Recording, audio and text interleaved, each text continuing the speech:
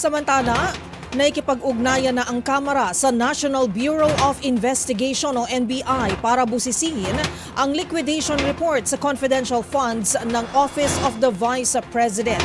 Nakapagdududa raw kasi ang mga nakitang typographical error sa mga naturang dokumento. Gayon din ang tila pagkakahawig ng penmanship at tinta ng ballpen. Ang buong detalye ihahatid ni Kyle Bulyas.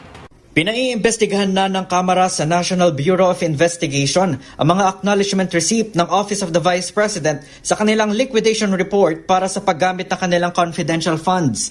Ayon kay Congressman Jay Conghun, Vice Chairman ng House Good Government and Public Accountability Panel, isa sa ilalim sa pagsusuri ang penmanship sa mga naturang resibo. Hinihinala kasi ng Kamara na bogus lamang ang mga resibo dahil sa mga typographical error dito, gayon di na magkakapareha sa sulat kamay, pati na ang tinta ng ballpen na ginamit. Bukod dito, kino-question din ng Kamara ang isa sa mga pumirma sa resibo na si Mary Grace Piatos na mistulang pinagsamang pangalan lamang ng isang kilalang coffee shop at Brandon Chicheria dito sa Pilipinas.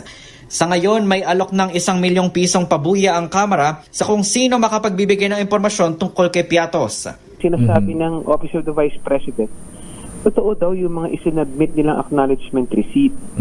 Sa amin naman, ang tingin naman namin, fictitious ang mga ito. Correct. So para hindi na magtalo, total, hindi namin makita si Mary Grace Piatos, so nag-come up kami ng reward kung sino ang makakapagsabi o makakatunton o makakapagbigay impormasyon sa kanyang pagkatao para at least maimbitahan natin at umarap siya sa hearing.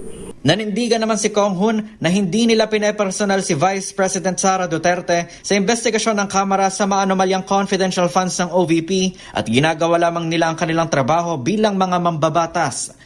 Para sa MBC TV Network News, ito si Kyle Bulyas, una sa Pilipinas, una sa Pilipino.